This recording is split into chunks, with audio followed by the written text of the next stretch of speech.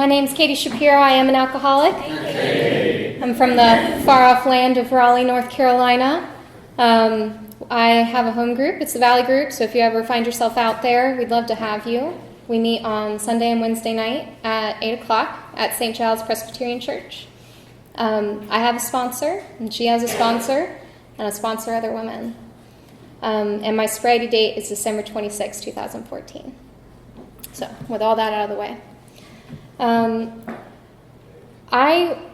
My story really begins at, from as far back as I can remember. Because I remember not understanding how this whole life thing worked at the ripe old age of, 5 years old. I remember feeling really insecure about myself all the time. And I remember being terrified of not being accepted, right? I really should not have been concerned about these really big things, but I was. I just was always this very insecure little girl. I was always very skittish, especially around loud noises, and and I didn't talk very much. I watched because I didn't know how I needed to be, right? It was never a question of who I was as a person. It was who I needed to adapt to, right? The kind of person that was needed for the social situation I was in. And that was my childhood, really. I was an only child. My parents were divorced.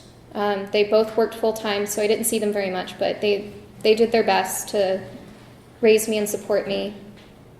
My mother is an alcoholic. She's been in this program for 15 years, but at the time she was an active drinker. So I grew up around heavy drinking. She just sat on the couch and drank beer every day. She would pick me up from daycare and we'd get a case of beer on the way home, and then she'd drink it. I really didn't see what the big deal was. At some point, I believe it was shortly after she got sober. I was maybe 11, maybe 12, and she was court-ordered to put me in Al-Anon. And I remember being in that room and listening to all these people talk about how they were affected by their family members drinking, and I just could not understand the point of why I was there. Like, what's the big deal? So she drank a lot, right? She seems to be doing fine, right? I grew up with my dad, who I learned a lot of my useful drinking behavior from. He's very spiritually sick, and I see that now. But he was very good at adapting himself to the situation. He was very good at manipulating people and lying, and it seems like the perfect way to go about this life thing, right? So that's what I did.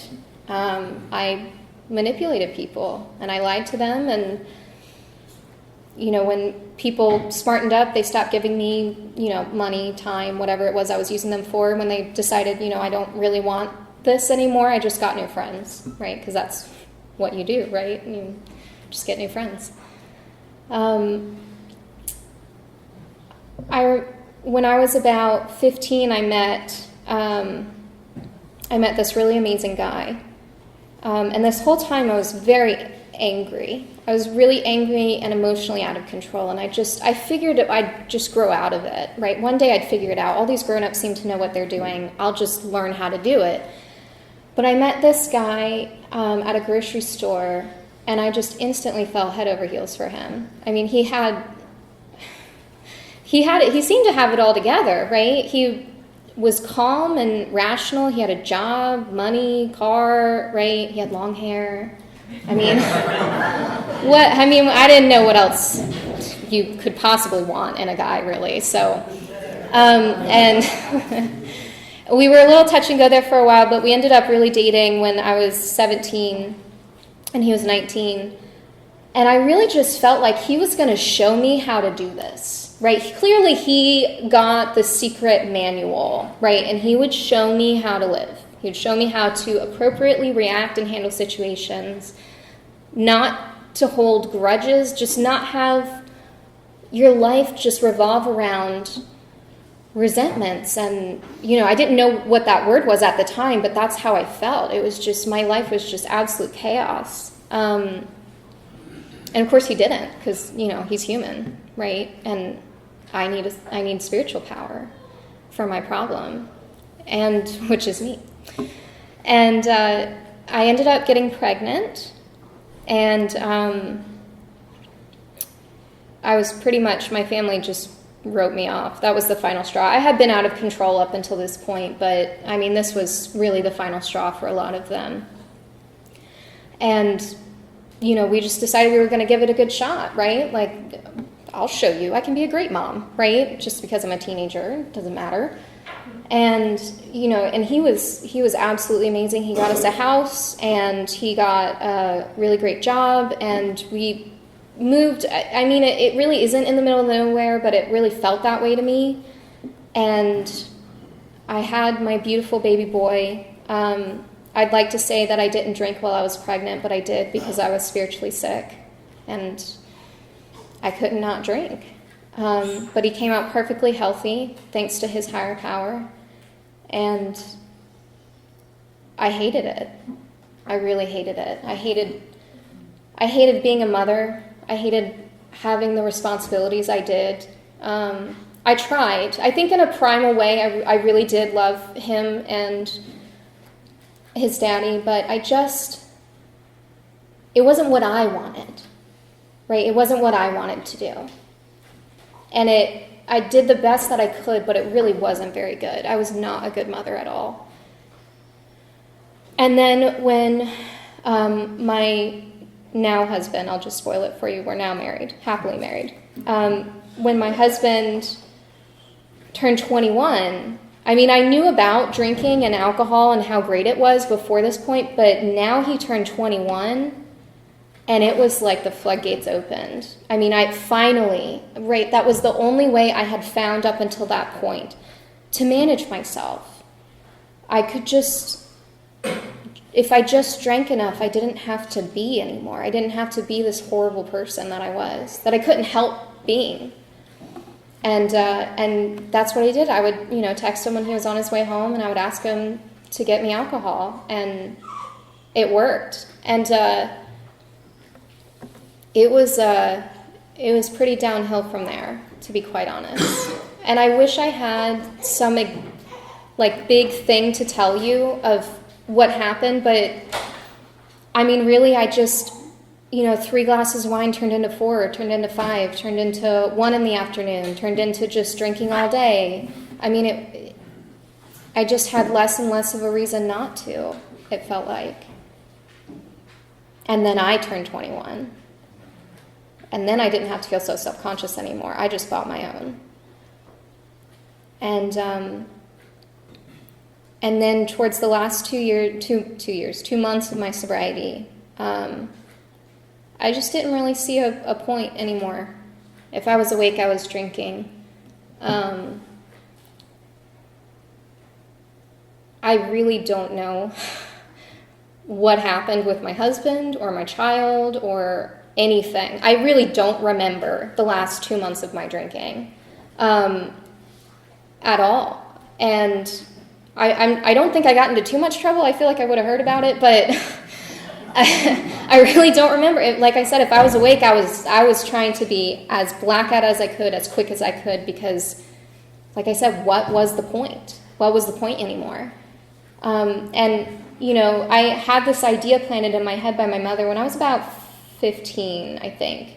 And she told me that, there's a good chance you could be an alcoholic, right? You have it from both of our sides of the family. This thing can run in families, right? So just, watch how you feel when you drink and where you go, what you do, and how much. And so I think by that point, I think I knew I was an alcoholic.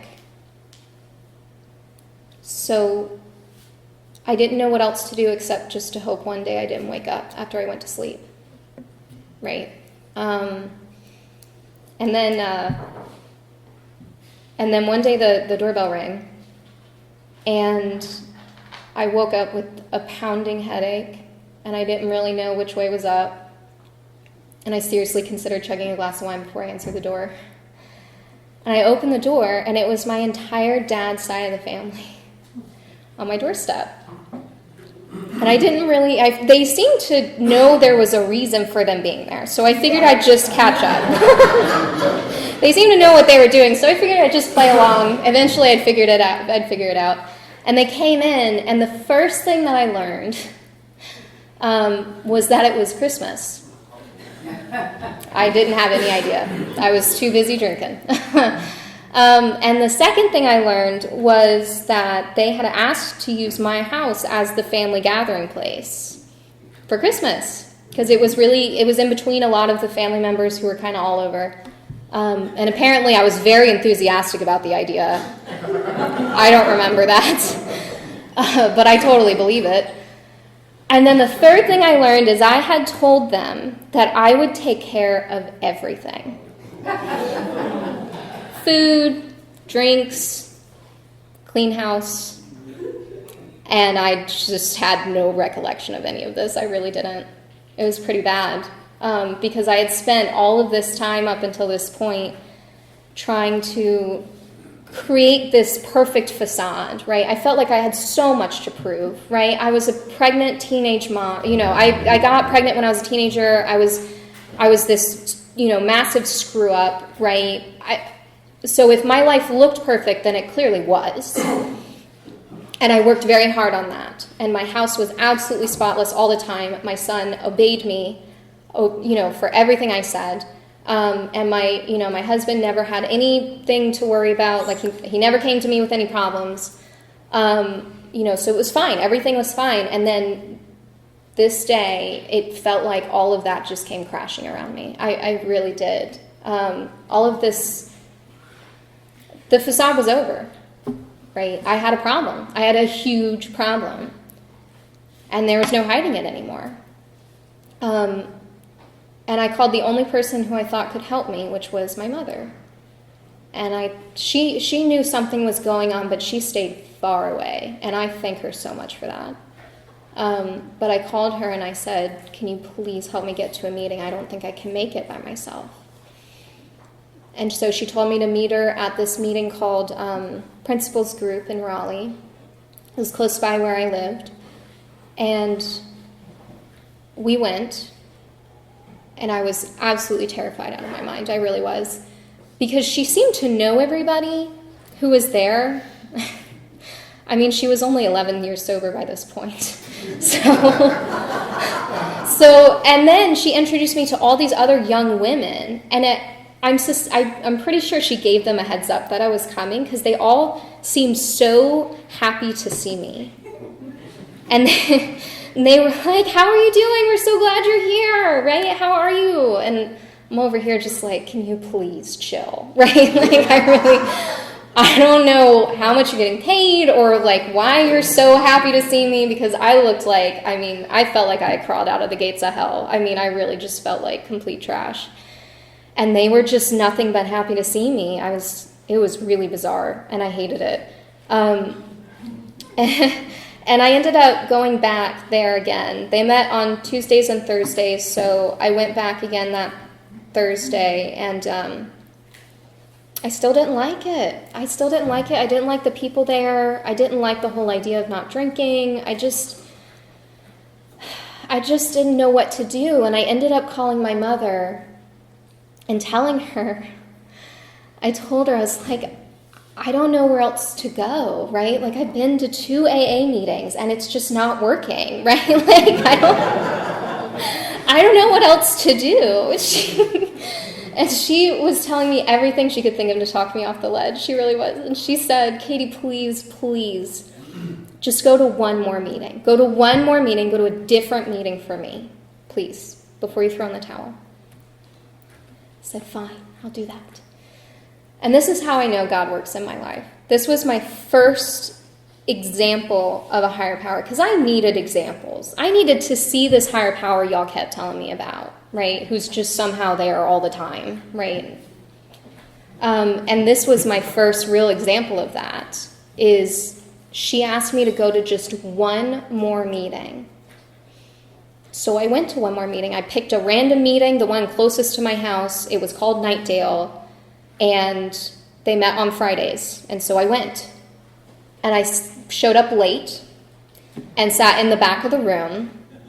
And my plan was to sit through that meeting,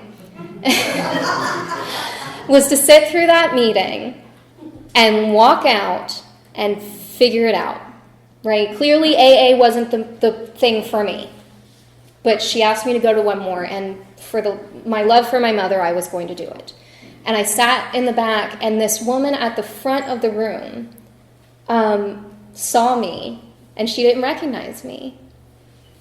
And I don't know if she knew or not, but it felt like she knew I was going to bolt. She knew I was going to run. And before I could even walk, I was right next to the door. I don't know how she managed this, but she managed to grab me before I could, dash out of there.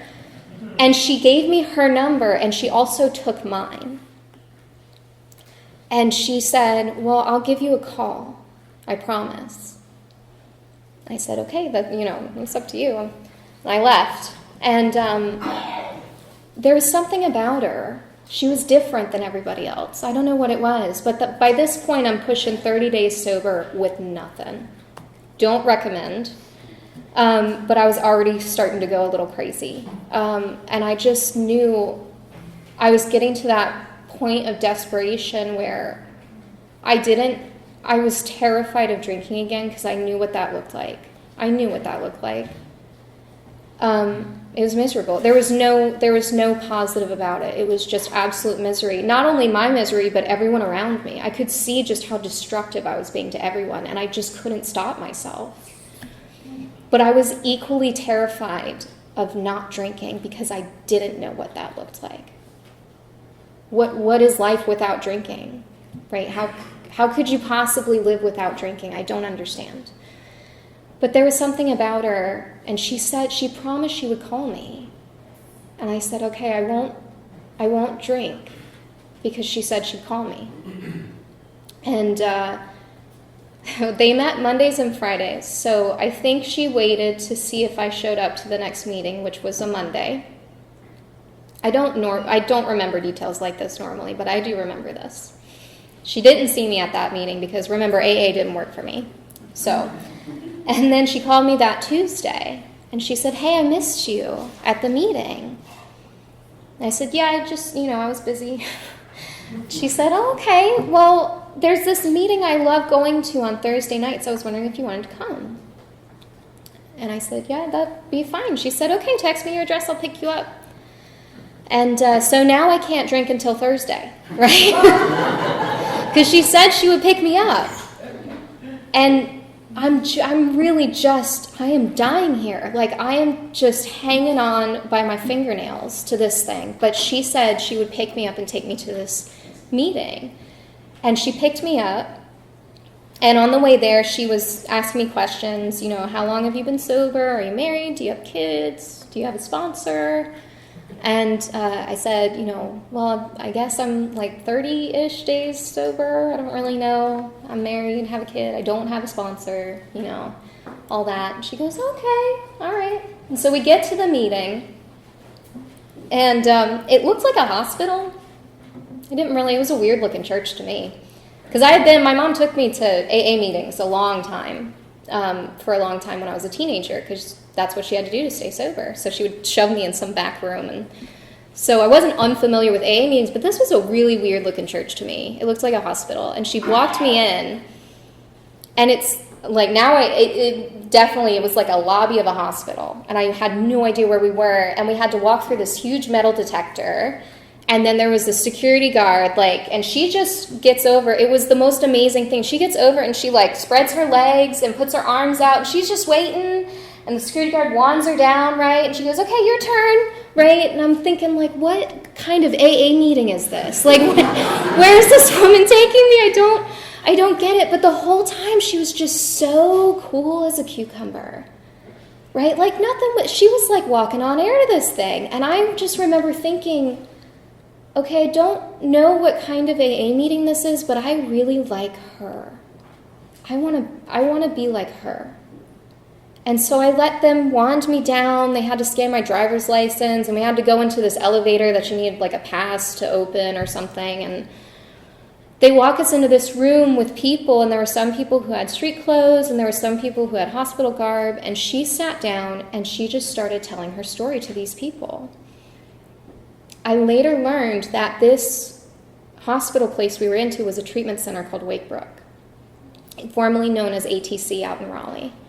And every Thursday, this woman went by herself and told her story to these people. That was her service work. That's what she did. And she sat down, she just told her story. And I remember as she's telling her story, I think she legitimately was just telling her story. I don't know if she was trying to like poke something at me or not, but of course, all I heard was I came into the rooms, but I didn't get a sponsor, so I went back out, and I came into the rooms, and I didn't get a sponsor, so I went back out, and just over and over and over. And I keep thinking, like, I get it. Like, I need a sponsor. Hear you, woman. And so we get out, and we get in our car, and she's still just cool as a cucumber. She knew all of the staff by name, right? She was fine. And we get in the car, and she goes, "How'd you like the meeting?" And I said, "It was great, would you be my sponsor, right?" and she goes, "I'd love to." And she says, "Okay, so I would love for you to call me every day, and tomorrow night is Friday night, so I'll see you at Nightdale, right?" And like, oh my God, I'm in it now, right? Like, this is it. This is me diving in. All right, you know what? I will see you at Nightdale tomorrow night. And it didn't take me long to be fully prepared to just dive into this thing. And I think I did. Before I even really knew what the first 3 steps were, I had done them. Like that night. I made a decision to turn my will and my life over to the care of God as I understood him. And at that current point in time, because I'd had a big issue with God. I don't know if you've gotten that by now. Had a big problem with the whole God fella. And God, as I understood him at that point, was this woman, this beautiful, wonderful woman, and AA as a whole. Because the one thing I knew I couldn't do was stop drinking. And the one thing that I knew I had to do was stop drinking. And these people all around me are, 20, 30 years sober. I don't know if I mentioned that, but it was a little rural. It was all old people in this meeting, and it ended up being my home group. I was like this really weird, odd duck. Like, how'd you find your way in here? Everybody was like I said, 10, 20, 30 years sober, sitting in this room, and little old me, I just plopped myself in. And they're telling me they're this much sober, and they figured out how to do it. So I'm going to do everything they say. I'm going to do everything they say. If they tell me to go cross country across America to stay sober, I was going to do it. I was committed. I was 22 years old. And she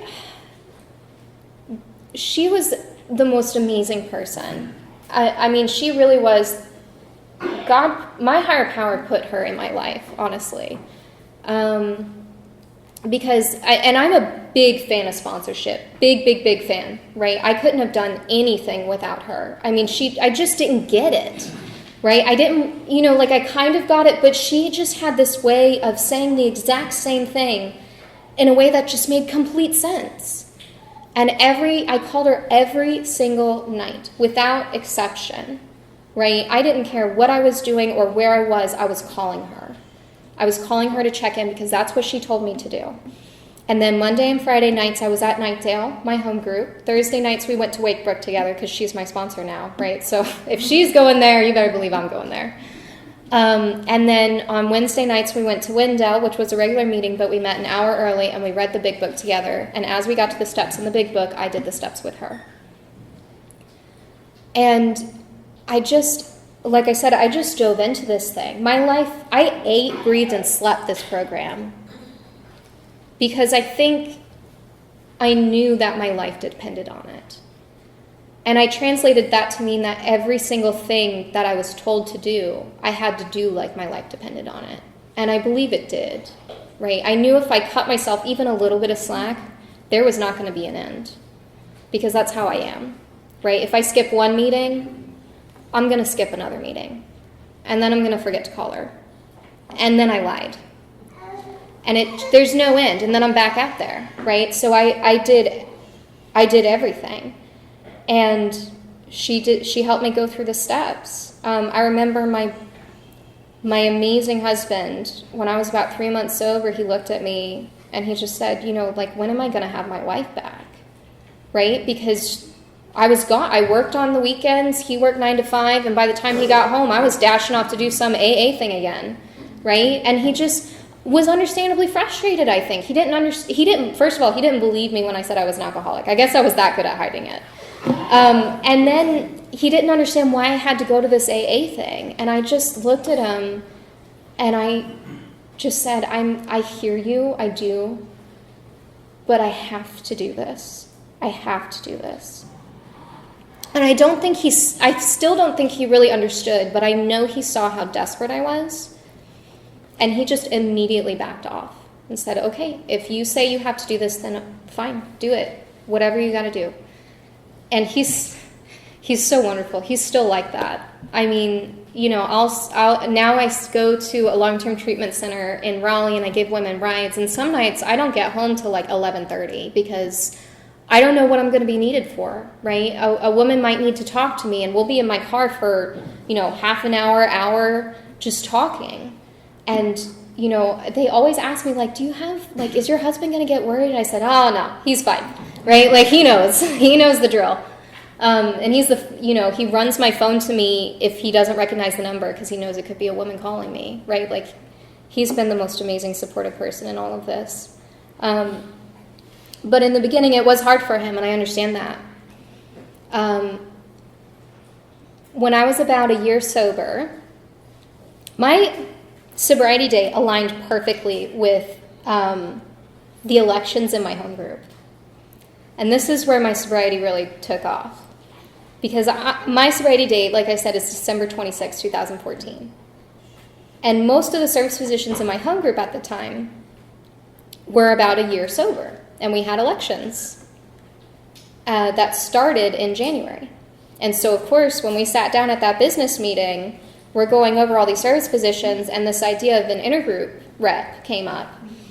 And, of course, my sponsor was like, oh, Katy would love to do that. She just told me. Right?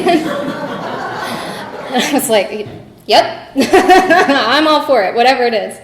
And that's been my experience with service work and this program is like, I'm all in, right? I don't really know what that means, but I'll do it. I'm happy to do it.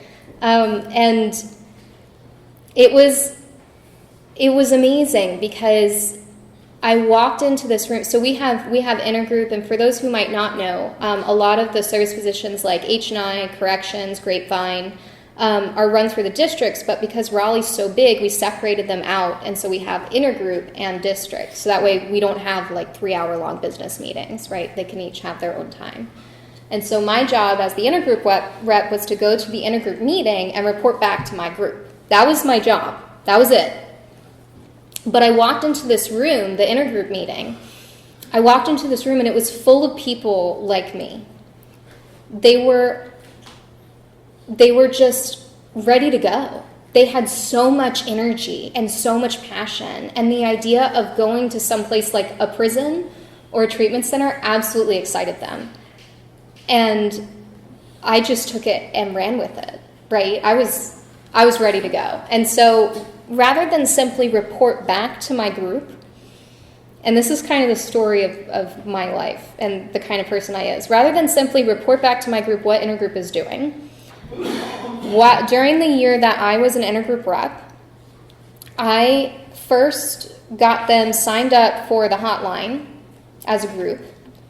So we have a hotline number you can call, and volunteers are kind of organized through the home group. So a home group sponsors a day, and then the representative for that group is in charge of grabbing home group members, and you take the morning shift, you take the afternoon shift, you take the night shift.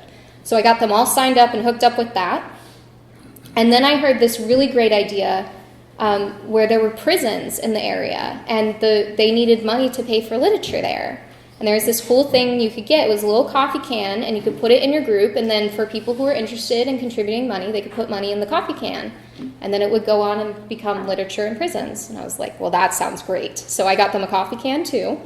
And then I got them, and this was just, I mean, these people, really, their business meetings were so short, really nothing got done, and then I came along, right? And I was like, no, we're getting involved, right? You elected me as intergroup rep.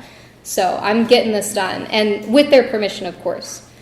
And then I put in a pamphlet rack because the church didn't have any AA pamphlets, and I didn't think that was okay. So we got permission from the church, and we put a little pamphlet rack, and I stacked it with, I can't remember exactly what they were, but there was one for like younger people, and there was one for, like is AA for you or something, really basic ones. And then I was sad because my intergroup position was over. And I really liked it, especially corrections. There was something about those corrections people that just really hit a nerve with me. And then they elected me to be the GSR. And I got to explore the area side and go to district meetings. My sobriety, the way I kind of see it is, you can comprise it any way that you like. And this is just my personal opinion, right? You've got your meetings and your sponsorship and your service work. And over the course of my sobriety, my service work portion has just gotten bigger and bigger and bigger because I just can't get enough of it. I just love it so much. And so I decided that I was I liked being my group's GSR, and I liked the area. I understood how it was important to do what they did, but I remember calling my sponsor and just telling her, I really miss my intergroup position. I really like that, especially those corrections people. And I know they have a separate meeting, right, where you can go and you can talk to them. She's like, well, go. I said, what, just show up? She goes, yeah, why not? Said, oh, okay, right? So I went to the corrections meeting, and I just sat down, and they were like, hey, thank you for coming, right? And that was my start into corrections, is I just sat down and showed up. And I ended up becoming the treasurer of the Tri-County Corrections Committee in Raleigh. And so we now work with a ton of different facilities. I've helped work on projects like Brian was sharing. We got this literature request form made. So, because a lot of prisons, they won't let you take literature straight into the prison for understandable security reasons. And so this was kind of like this back door we had found, is if we could get these order forms in, then the people inside could fill it out, and then we could send them literature to their mailbox in there. So they could get their own personal literature, their own personal big book. And I found a bunch of different people who were going to all these different facilities, and I got their names and their phone numbers, and I asked them all these questions about their facility, so that way if people came to me as a member of the corrections committee and they wanted to get into a prison, I could have the information to give them. I know what facilities are there and what their meeting schedule was, how to get in, and all of that. It's been a really, really amazing journey for me, to be quite honest. And I work really hard. I don't really know what I'm going to do once this is over either. But that's okay. That's okay. Because the one thing that I've learned up until this point is it's all going to work out. It's all going to work out in the end, right? I've now today have a relationship with a higher power that I understand. And I've seen it time and time again that my higher power just takes care of me if I just keep doing the right thing. So, when this thing is over, I'll find something else, right? And I'll be of service elsewhere and carry the message elsewhere. I go where I'm needed. And I try to share that with not just other women, but also my sponsees. Go where you're needed. Do what you need to do, right? Because that's the 12th step. And what I was told when I first came in is that's the essential piece of this sobriety thing, right? Once you get the message, you have to then carry it. You have to share it, right? You have to give it away to keep it. That's what I was told. And that's what I do. I learned through this program, I learned how twisted my thinking was. I legitimately did not understand how lying was wrong. And through the work of my sponsor and through me doing the steps, I was able to learn the difference between lying and honesty, which seems like a really basic thing, but I just didn't know. I just didn't get it. And I learned how, I had this real anger with my father. We did not have a good relationship. We still don't really have a relationship today. But I had this, he was like the crux of all of my anger. And I learned how I had essentially become him in my drinking. I became this very controlling, manipulative person. And through learning that, I was able to begin the process of forgiving him, of not carrying that resentment against him anymore. I really never thought I was going to get over that. That was my defining life thing. I was going to get it on my gravestone. She hated her dad, right? I mean, and today I legitimately see him as spiritually sick. He's a very spiritually sick man, and I do honestly wish nothing but the best for him. Right? So for anyone out there who might feel the same way, I promise you there's hope. Also, see me after the meeting. I'll talk to you. And I learned how to be a mother. Because like I said, I did not like it. I felt like that piece of me was just gone. Like I just wasn't born with it. This thing that all these other moms have where they just love their kids and play with them. Like that piece of me was just missing. And I didn't understand it. But I've learned how to be patient with him. Oh, the one thing that I do try to make a point to say is when I first got sober, my son was 4 years old, and he wouldn't let me anywhere near him for good reason. I mean, I was so mean to him. He wanted nothing to do with me. At 4 years old, he felt the need to build up this wall between me and him to protect himself. And I knew if there was one thing that I had learned from the rooms, it was, just if you keep doing the right thing, things will work out the way they're supposed to. If you just keep putting one foot in front of the other. So that's what I did, is I kept doing the right thing, right? And so I think, at first it was me just saying hi, right? Hey, buddy, how you doing? How was school? And for the longest time, I wouldn't get an answer. He would just walk right by me.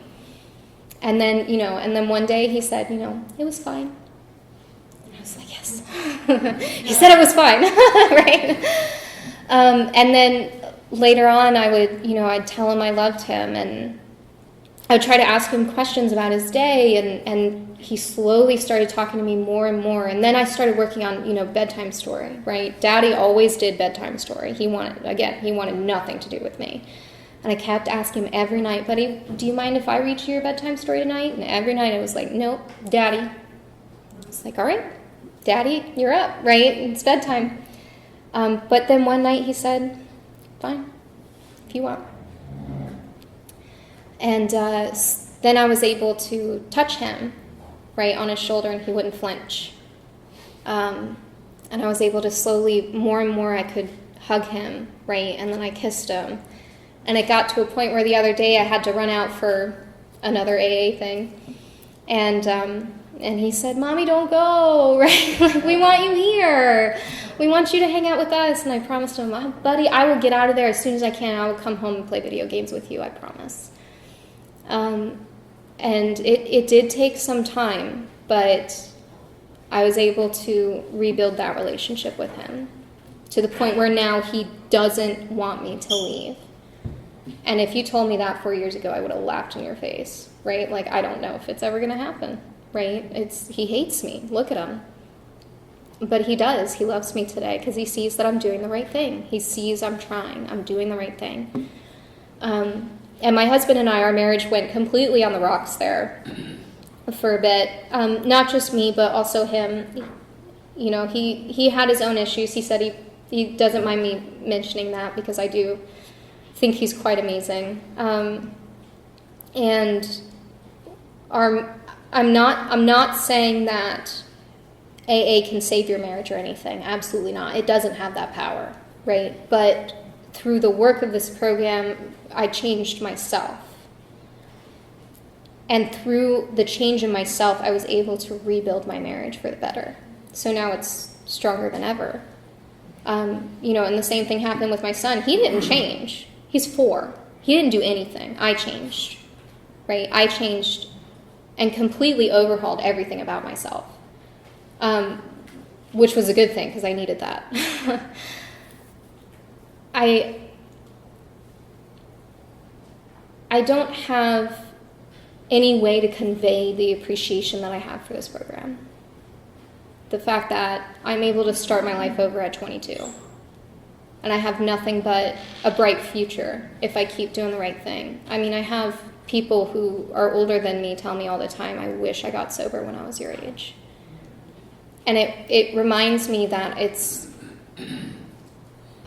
I'm not missing out on anything, right? I feel like that's said sometimes with people my age is, either I feel like I'm missing out on everything, or I don't know how I'm going to get through the next, if God's good to me, right? The average lifespan for a woman is like over 80 years, right? So at 22, that's 60 some years or so of not drinking.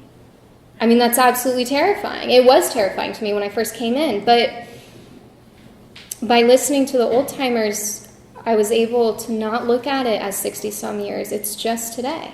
It really is. It's just today. Just today I'm not going to drink. Tomorrow I'll wake up and tomorrow I'll make another decision, right? But today I'm not going to drink. Today I'm going to do the right thing, whatever that means. And I owe my life to this program.